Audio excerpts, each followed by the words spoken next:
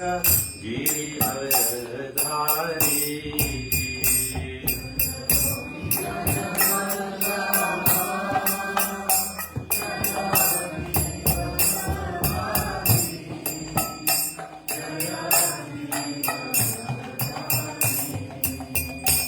Jai यशोदानंदना Jai व्रजजन Ranjana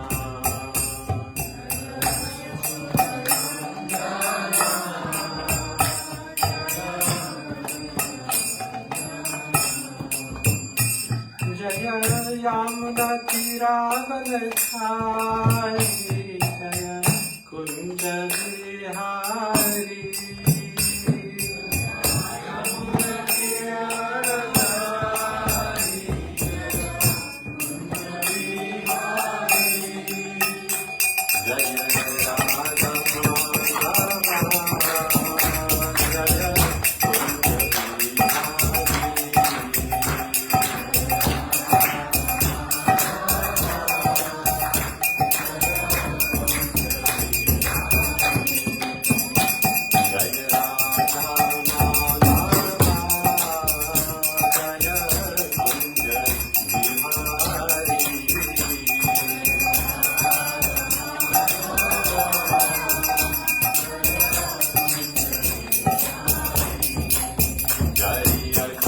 जनवल्लभा Jai Girivardhari Jai Girivardhari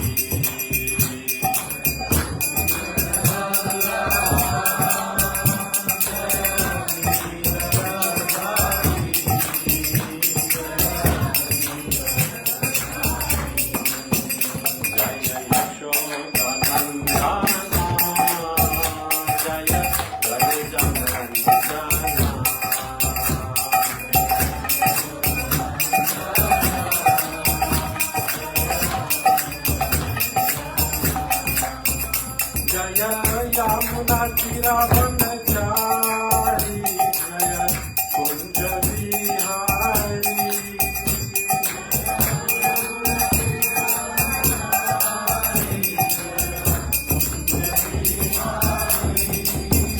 Jai Radha Madhava Jai Kunj Vihari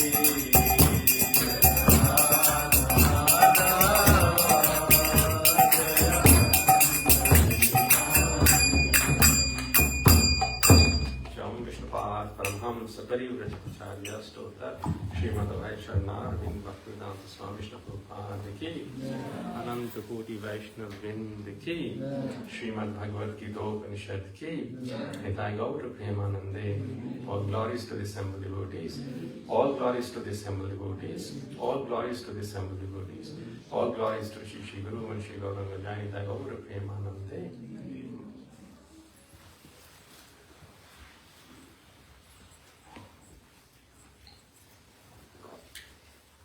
Hare Krishna, everyone. So today's topic is stopping our karmic bondage or past karmas, or the results of the past karmas.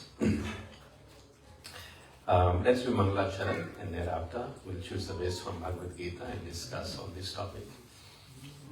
Om Ajnanatimidandhasya Vijnananjanashalakaya Chakshurunmilitam Yena Tasmai Shri Gurave Namaha Namo Vishnupadaya Krishna Prishtaya Bhutale Srimate Bhaktivedanta Swaminiti Namine Namaste Saraswati Deve Gauravani Pracharine Nirvishesha Shunyavadi Pashatadeshatarine Jaya Shri Krishna Chaitanya Prabhu Nityananda Shri Advaita Gadadhara Shivasadi Gaura Bhakta Vrinda Hare Krishna Krishna Krishna Hare Hare Hare Rama Rama Rama Hare Hare Hare Krishna Krishna Krishna Hare Hare Hare Rama Rama Rama Hare Hare Hare Krishna, Krishna Krishna, Hare Hare, Hare Rama, Rama Rama, Hare Hare. Om Namo Bhagavate Vasudevaya. Om Namo Bhagavate Vasudevaya. Om Namo Bhagavate Vasudevaya. Om Namo Bhagavate Vasudevaya. Om Namo Bhagavate Vasudevaya. Om Namo Bhagavate Vasudevaya. So before we begin, we'll just touch on the last few weeks of this we have been discussing, which is on the TV over here. So, in the last line of this verse, it is said, describing the qualities of Lord Krishna, Tirtha Shravaha, Shravana Mangala, Namadhyeyaha. That all are purified simply by hearing your holy name, which is worthy to be chanted. Namadhyaya means his names are worthy to be chanted. So this program on Sunday we begin at 4:30, chanting with Hare Krishna Maha Mantra, and this chanting continues until 6 o'clock, and then we discuss the philosophy of Krishna consciousness. So 1.5 hours of chanting is there, and 45 minutes we try to discuss, and then another further half an hour of chanting during the Arati. So actually this chanting of the Hare Krishna mantra is the process for this age through which we can attain perfection.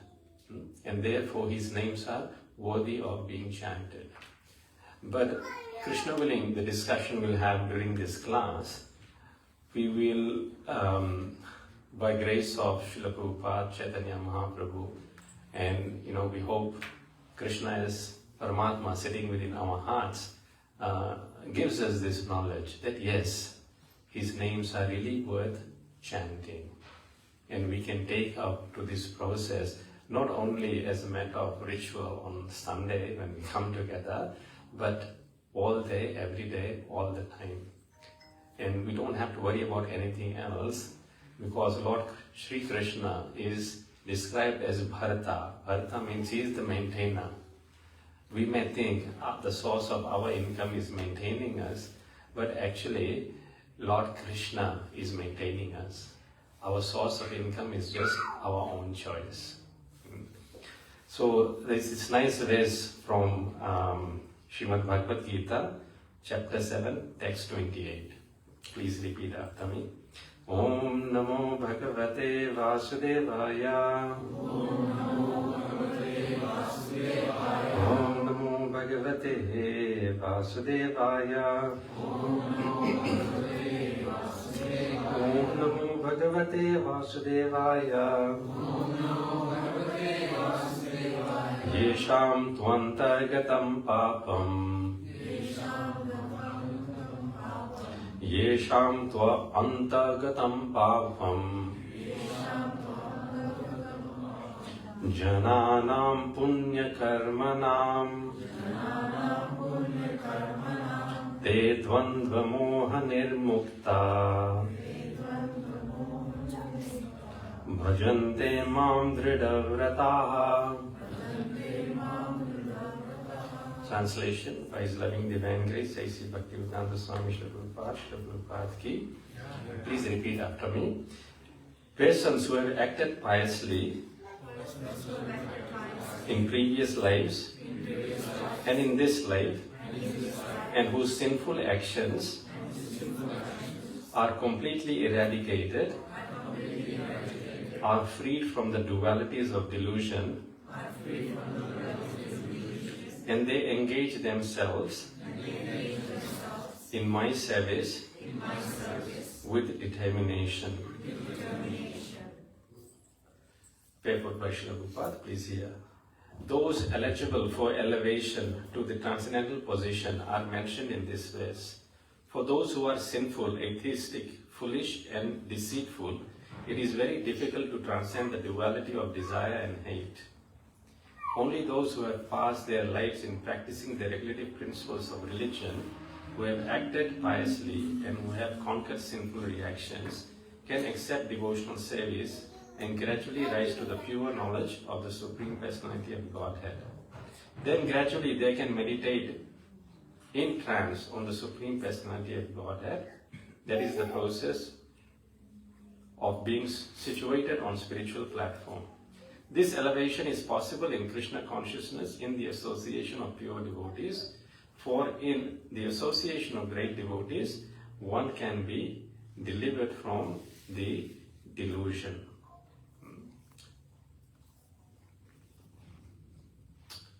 Bhutairmadviryayama puro vibhu nirmaya shete yadamushu purusha bhunte gunan shodashatmaka sodam krisishta bhagavan vachamsi me Shri Krishna Sharanam Sharanagatam Kathamritam Satatapipatam Bhakti Vedanta Marga Panthanam Sarvaloka Rishideva Janna Prasannam Sarvaloka Rishideva Janna Prasannam.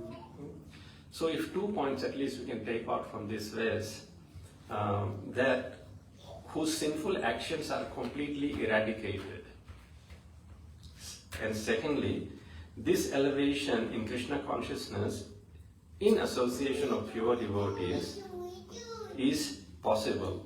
For the association of great devotees, one can be delivered from the delusion.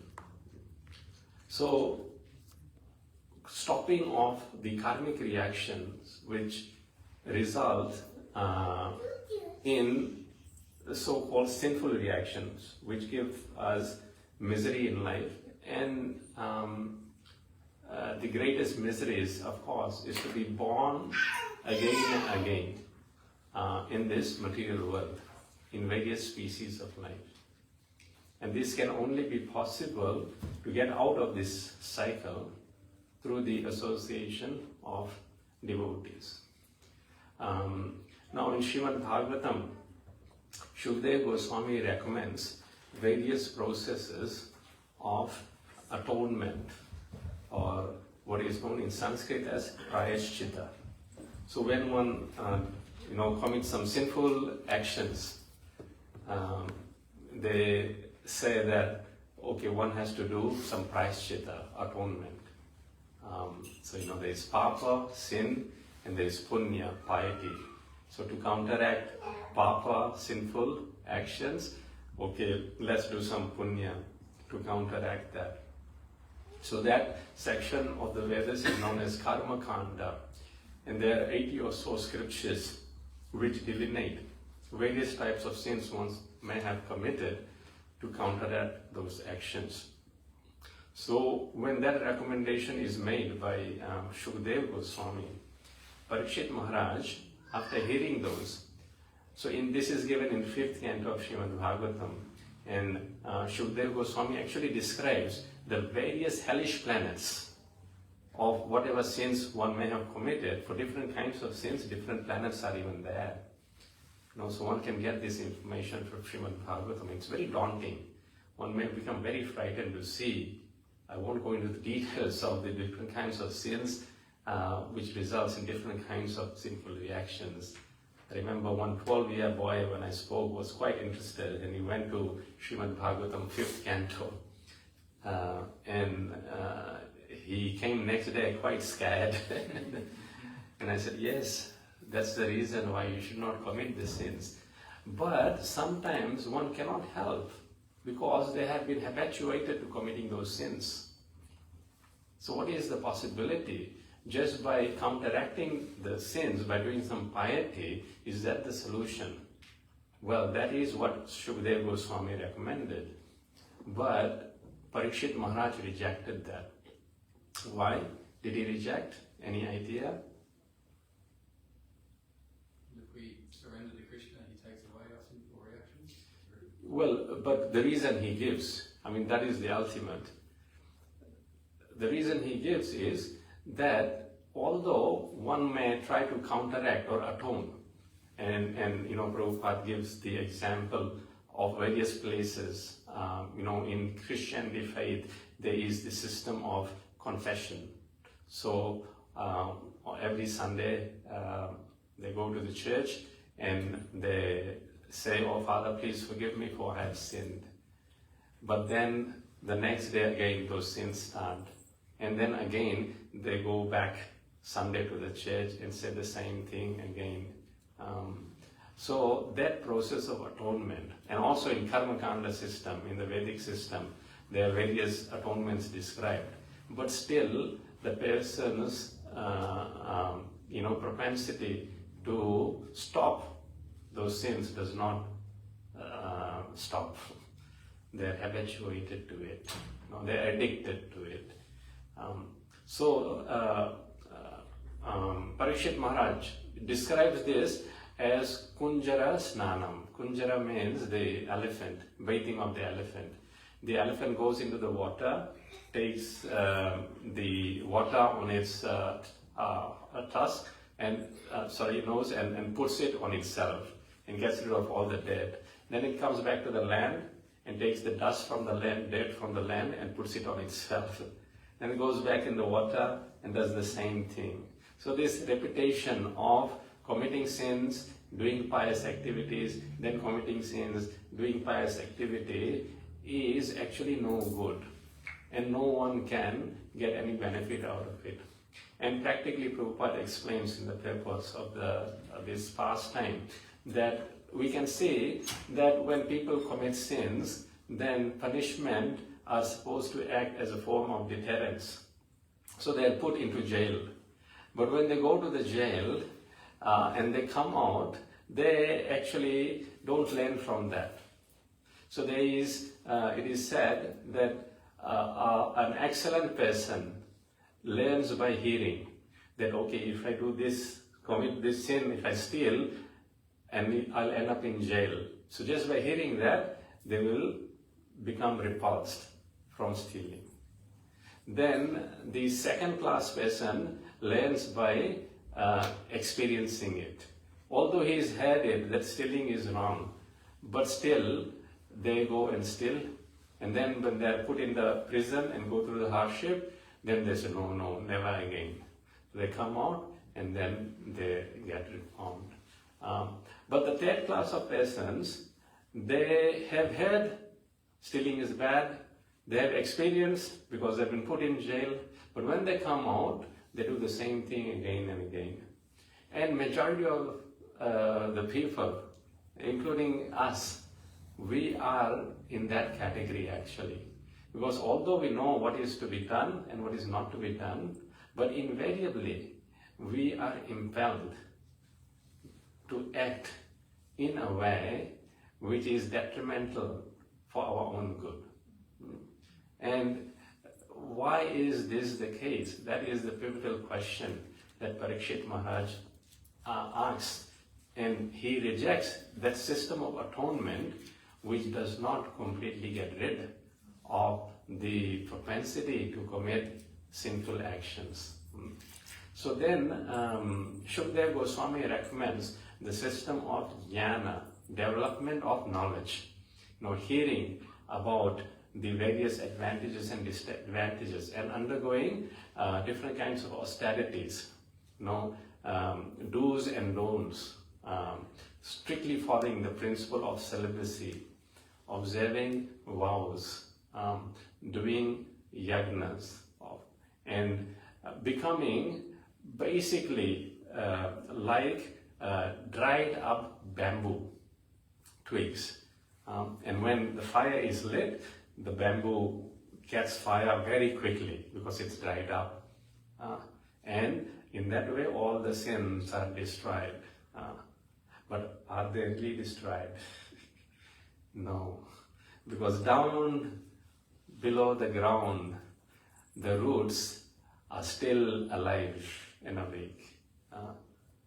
And similarly, within the core of our hearts, the lust and the propensity to commit sinful activities are still there. So when fire is over, and in due course of time, those roots again sprout. And again, that actions of committing sins begins. So what can be the solution? So Shukadeva Goswami in Srimad Bhagavatam gives the solution very nicely. It's Canto 6, text number 15. Please repeat. What chapter, Prabhu? First chapter. Yeah. So 6:1:15.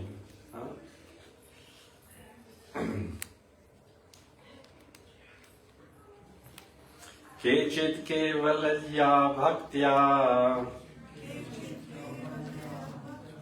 Kechit kevalya bhaktya. Vasudeva parayana. Vasudeva parayana.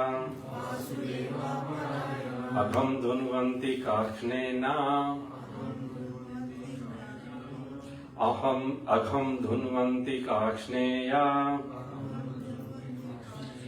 Niharam iva bhaskaraha. Niharam iha bhaskaraha. Translation by His Divine Grace A.C. Bhaktivinoda Swami Srila Prabhupada. Srila Prabhupada ki. Please repeat. Only a rare person who has adopted completely unalloyed devotional service to Krishna can uproot the weeds of sinful actions with no possibility that they will revive. He can do this simply by discharging devotional service, just as the sun can immediately dissipate the fog by its rays. So kechit with only some rare people. Kevalya bhaktya. Kevalya means by executing unalloyed. Kevalya means only. So only by this process of devotional service, the eradication of the sin from the root becomes possible. And what does that devotional service mean? It means Vasudeva Parayana. And over the last few weeks we have been discussing this term. Krishna Parayana, Narayana Parayana, or Vasudeva Parayana means being completely sold out to Krishna, the Supreme Lord. What is the result? Agham. Agham means sins. Dhunvanti are completely destroyed. Krishneya, with no possibility that they will come back again. So in the previous examples we know that even though we can undergo severe austerities like bamboo tree, and all the outward symptom of sin will be destroyed like fire destroys the bamboo, but still the roots are intact and the propensity of sins are still there, and they will sprout in due course of time. But Krishna Bhakti destroys even the roots and the seeds of sin. And the example is given, Niharam eva bhaskaraha. Bhaskaraha means the sun. So how the sun appears and it dissipates the fog. Especially during winter season, we see in the mornings the fog is there. But as soon as the sun comes out, there is no fog. Fog is completely destroyed. So let's look at some parts of the purports that Srila Prabhupada mentions here. Actually, we'll discuss the pastime and then in that context discuss the purport, which will make more sense. So one, this actual activity, event that happened, I heard from Bhakti-Rasayana Swami Maharaj, that when Krishna conscious movement first started in the 60s, late 60s and early 70s in America, then in one of the cities there, the temples were established throughout the world. It started off in America, and we used to have an ashram system, meaning devotees used to live in the temple, and mainly brahmacharis, the male devotees, and some female devotees, brahmacharinis used to be there. And there, one day, one person just out from the street came and said, "Oh, I want to join you guys." And the temple devotee said, "Okay, you can come." And in those days, there was no checking system. And so whoever came, they were, their clothes were taken off, and they were given the dhoti and kurta, and they were shaved off, and the shikha is just left, and then they would join the temple and follow the temple program. But sometime, 2 months after, 2 police officers came, and they came with a photo, and they asked the devotee there that we're looking for this person. He's a very dangerous person. Have you seen him? And that devotee recognized, "Oh, this is our new bhakta which joined 3 months ago." But he said, "Actually, no, we don't know this guy." So the police said, "Oh, he's a very dangerous person. If you come across this person, please let us know."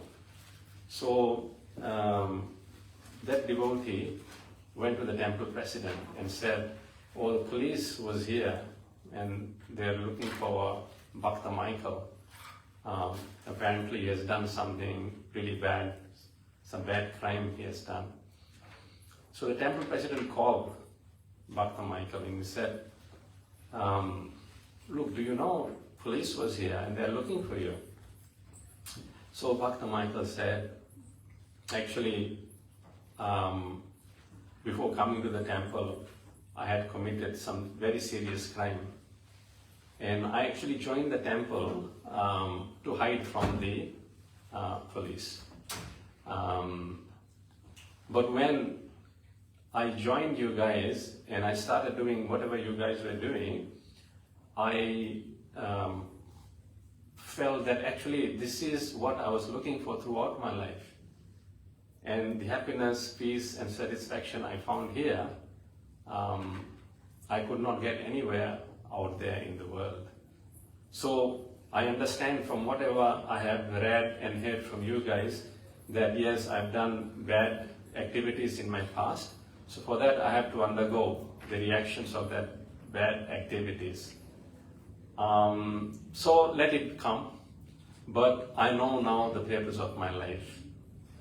And, I just want to be attached to this process that you guys have taught us."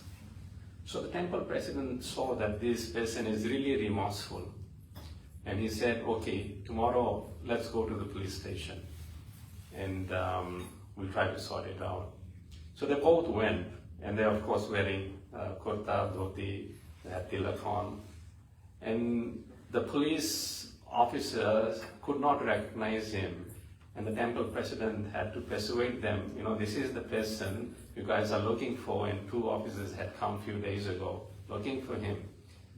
So then they recognized, yes, he is the person we have been running after.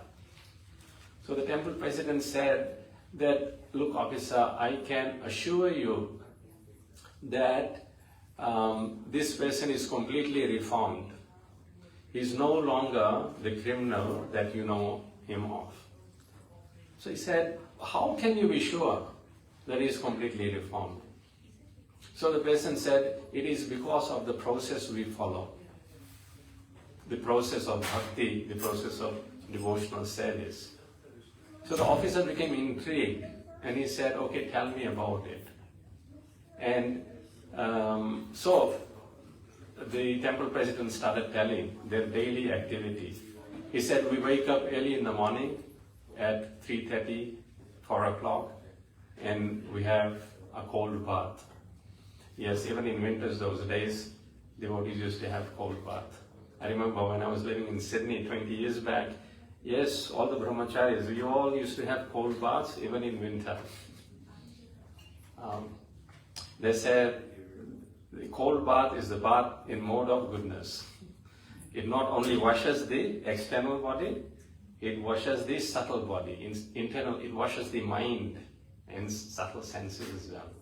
So even if you are habituated to having a warm bath or a hot bath, at least last 30 seconds, turn it completely cold. Yes, try it. Turn it completely cold. And then after 30 seconds, turn it completely hot. And then after 30 seconds, again turn it completely cold. And you will see the difference when you come out of the shower, that how fresh you feel, how awakened you feel, and actually medically it's also been proven that it just from inside, it activates red blood cells. And you will just, it will feel like you have taken a new birth. I'm not exaggerating. Try it. Who will try it? Not many hands are going up. Come on. They said one who gets frightened of cold water, it's not a Brahmana. Brahmana means that he does not get frightened of cold water. We divert a bit from the topic. Yes, so then after that, at 4:30 a.m., we are in front over here. So if you want to have the same experience every Sunday, 4:30 in the morning, we are here and we are having the glorification of the Lord by singing Mangal Arati. Then after that, we have Tulsi Arati. Tulsi Maharani is very dear to Lord Krishna. Now we sing in the morning, Vrindaya Tulsi Devyaya, Priyaye Keshvasya Cha. Tulsi Devi is very dear to Lord Krishna, Priya. And Krishna Bhakti Prade Devi Satyavatyai Namo Namaha. And she can give Krishna Bhakti onto us. So we do Tulsi Arati and we sing glories of Tulsi Maharani. And thereafter we chant few verses. And then we chant for 1.5 to 2 hours Hare Krishna Mahamantra. Hare Krishna, Krishna Krishna, Hare Hare. Hare Rama, Rama Rama, Hare Hare. We try to completely absorb ourselves in chanting and hearing this mantra. So hearing is very important. Hearing of this mantra, each and every syllable carefully. Hare Krishna, Krishna Krishna, Hare Hare. Hare Rama, Rama Rama, Hare Hare. When its sound vibration enters our ears and through the ears goes into the courtyard of our heart, then it cleanses the heart of all the dirty things that are there. It is said, Chetaha prangana sangini vijayate sarvendriyanam spruham, that all the senses which were before running around here and there, now being addicted to activities which are no good, they become inert. Why? Because no jano janite kiyat viramritair krishneti varnadvai. Because just these 2 syllables made up of Krish and Na, they produce amritai, so much nectar that everything else in front of the nectar of the holy name of Krishna becomes insignificant. And actually this is our main process, chanting of Hare Krishna, Krishna Krishna, Hare Hare, Hare Rama, Rama Rama, Hare Hare. So he said we do this for 2 hours, 1.5, 2 hours. And then after that we have Srimad Bhagavatam class, discussion of Srimad Bhagavatam like we are having now. And then we have Aarti again. We greet the deities. They are dressed up in new clothes with garlands and various paraphernalia. And then we have vegetarian prasadam food stuff. And after that, we go out to distribute this literature to the public and engage in various activities of missionary work. And in the evening, same process again starts. So the officer, said okay, but he could not really understand what all this is about. Then the temple president said, oh, we also follow the 4 regulative principles. So he became intrigued. 4 regulative principles. What are these regulative principles? So he said, no meat eating, fish or eggs. I said, what? No meat eating, fish or eggs? Everyone eats it. Especially in 1960s, 70s in Western countries, being vegetarian is unheard of. I remember I came to Australia when I was 14 years of age in 1987. And that time, there were no vegetarian restaurants around. Even if in the school camp, you would put vegetarian, the only thing you would get is some pieces of salad and potato. That was the definition of vegetarian. So yeah, people don't know, and everyone is asked, where do you get your protein from? How can you grow? There's so much ignorance around it. So they're completely shocked. No meat eating. Even in jail, they serve meat, eggs, fish. Then he said, no sex. What? No sex as well? Yes, we are celibate. Yeah. Even in married life, we engage to have children. No intoxication, no alcohol, no beer. Every police officer at that time, anyone now, after the shift is over, the first thing they go is run to the pub to drink. And no gambling. No gambling or speculative of any sort. So the police officer said, man, the way you guys have punished this guy, in our wildest of world, we would have never punished anyone. He said, before I change my mind, you please just take him from here. Just take him. You guys are mad. Now for the police officer, it was punishment. But for this person, it wasn't punishment. Because he was experiencing a higher taste. And this is what Bhakti of Krishna offers, a higher taste, which we can rave about it, that it is so nice.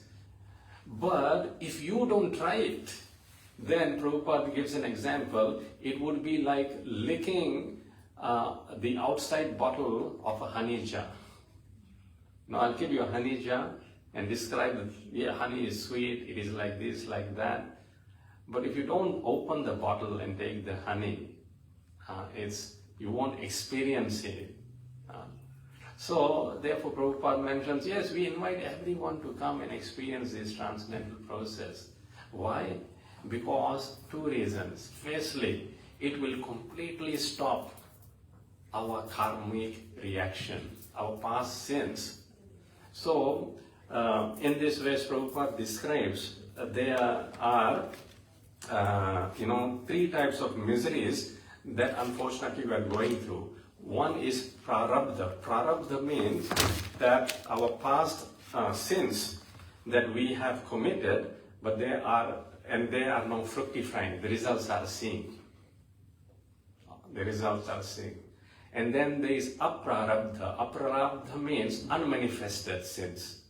So we have committed sinful activity, but the results have not come yet. They are waiting to come.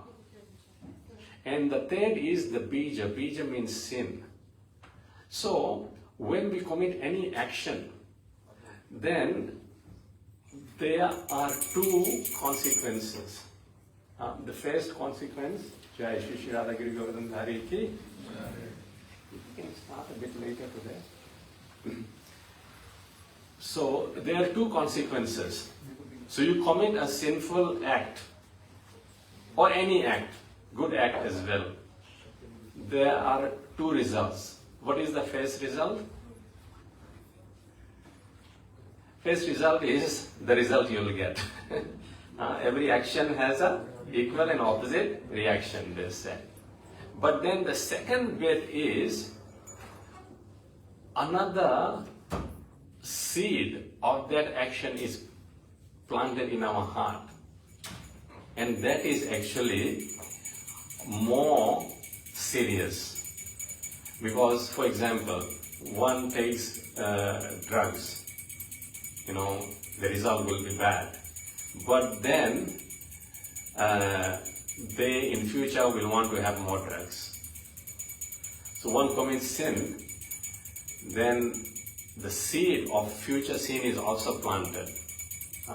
Bhaktivinoda Thakur says, Asha Pasha Shata Shata Deha Moha Abhirata Prakriti Hoi Khela. That Prakriti means our nature, becomes habituated to committing that kind of activity again and again and again. And actually that is more dangerous than the fruit. Why? Because the fruit can be destroyed by atonement. But that imprint which is within the core of our consciousness heart, that in future will prompt us to commit those sinful activities again, those seeds, how to destroy those seeds, that is the main problem. So therefore this process of atonement that the Vedas provide, or that is given in many faiths of being repentant, does not work, because we cry, we repent, but then we see those persons who are addicted to drugs, alcohol, and so many other activities, they go back to those activities again and again. Because what? They are helpless. The word here is used, vivasha. Vivasha means helpless. They cannot help. They don't want to commit the sin, but they are impelled to commit the sin. They are habituated to commit the sin. We see in internet, in the televisions as well, when the ads come, the gambling ads comes, and they say that there is more chances that you'll lose than win. But still, people are addicted to it. I know at least one family was completely destroyed because the guy became addicted to gambling. He knew that this is bad, but he could not help himself. Eventually, he ended up stealing about $1 million from the company he was working for. He was in accounts, so he had authority to sign checks for invoices. And he used to make false invoices, get the money in the false company he set up, and then take that money out to put it in the gambling, thinking if I win, then I'll pay it back. He got caught by the authorities, but the family, were well off, and they paid all the money back, thinking that he had learned his lesson. But guess what? He went to the jail and came out on bail, and still the case was pending, and yet he did it again. Could not help himself. So similarly, those people who are addicted to sinful activities like stealing, drug, alcohol, or those who are abusive to their partners, domestic violence, and so. The government is finding it hard to find cure for all these ills of the society. But Srila Prabhupada mentions this Krishna conscious movement will save the world in its darkest hour by this process of Krishna consciousness. Because this process is so sublime that it not only gets rid of the symptom, but it gets it burns the seed, which is the propensity to commit the sinful activity, from the root.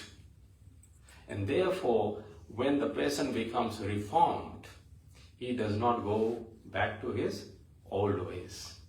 And in Srimad Bhagavatam, this pastime of Ajamil is mentioned.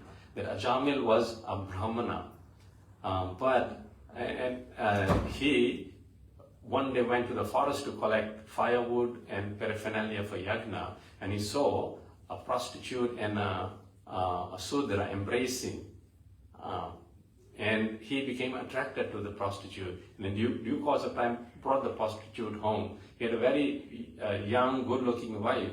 He, left her, and he started abusing his parents because he became so attached to, committing and being attached to this prostitute. And he had many children from her. And he was living a very debauchery life and started stealing just to keep and maintain his family members and the prostitute. And when one commits sinful activities, then this life is no longer enough for him to get the reactions of the sins. Then they have to go to hellish planets. And to go to hellish planets when one is dying, then the messengers of the Lord of Death, Yamaraj, sends Yamdutas. And Yamdutas are very fierce looking.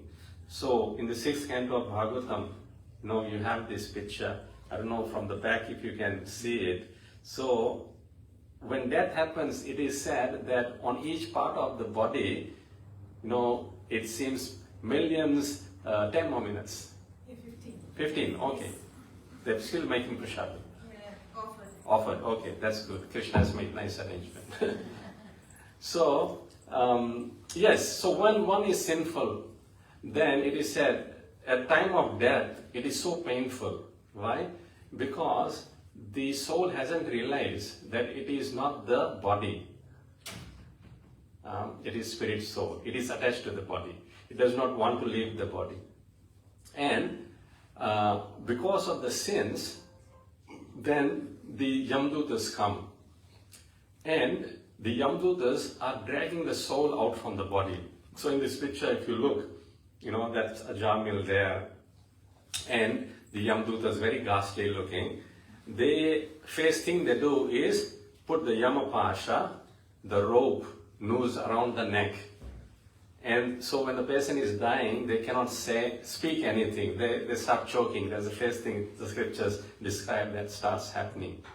And in each part of the body, it is like millions of scorpions biting at once. So much pain is there, and in that painful condition, the soul is dragged out from the body. And they go to the hellish planets to undergo various sins. But in case of Ajamil, one thing miraculous happened. His youngest son, his name happened to be Narayana. And there is a pastime around it as well. That once Ajamil was not in the house, and then some sadhus, some saints had come to the house, and the Ajamil's wife saved them. And they became pleased with that service. And when Ajamil came, he saw, what are these sadhus doing here? They have no business in my house. So he started, taking them out. But the sadhu said, no, we have taken service from your house. And at that time, his wife was pregnant. The prostitute was pregnant. So he said, you do one thing. When this child is born, name him Narayana. And so something happened that Ajamil listened. So when the child was born, he was named Narayana. And Ajamil, in his old age, and the son was still young, so he had the young child at old age. And he was very attached to this child because he had a cute way of speaking. He would be stammering a lot, and he used to speak, how do you say Totala in English? Stammering, yeah, he was stammering. So Ajamil was very attached to him. And he used to call Narayana, please bring that. Narayana, do this. Narayana, smile, like that. Always Narayana, Narayana, Narayana. He used to call like that. And when the Yamdutas came to take him, then Narayana, his son, was there. So Ajamil did not know what to do. And he loudly called out, Narayana, Narayana. And same time, 4 Vishnudutas came, the messengers of Lord Vishnu. And they stopped the Yamadutas from taking away. Now, Ajamil's soul is hanging up outside the body. And there is a conversation taking place. between the Yamadutas and Vishnudutas. Something like, in cricket terms, we would call it mid-wicket conference is happening when the game is going on. The game has stopped. And they are discussing, the Yamadutas are saying he's committed so many sins, our record books are full. We have to take him. But the Vishnudutas say no. He chanted the name of our Lord Narayana. So we have the rightful claim over him. No? You cannot take him. But the Vishnudutta said, no, Narayana is the name of the Lord. He chanted the name of the Lord. Yamdutta said, Vishnudutta says he chanted the names of the Lord. You cannot take him. The Yamdutta said he chanted his son's name. He did not mean to call out the Lord. He chanted the son's name. The Bhagavatam explains, Abhinnatva nama namino. There is no difference between the Lord and his names. Abhin means non-different. Abhinnatva nama namino. Krishna, the person, and Krishna, his name, are one and the same. And therefore our main process is chanting Hare Krishna, Krishna Krishna, Hare Hare, Hare Rama, Rama Rama, Hare Hare. And if we really take up to this practice of chanting Hare Krishna, then we will actually see for ourselves the changes that come about in our lives. And we will find it strikingly wonderful. So, when this conversation was happening between Yamdutas and Vishnudutas, then Ajamil was listening. So he had Sadhu Sangha of Vishnudutas. And just by hearing what is right, what is wrong, Ajamil realized his mistake of what sins he had committed and how he had acted so impiously. Although he was a Brahmana, he knew what was right, what was wrong. He got carried away.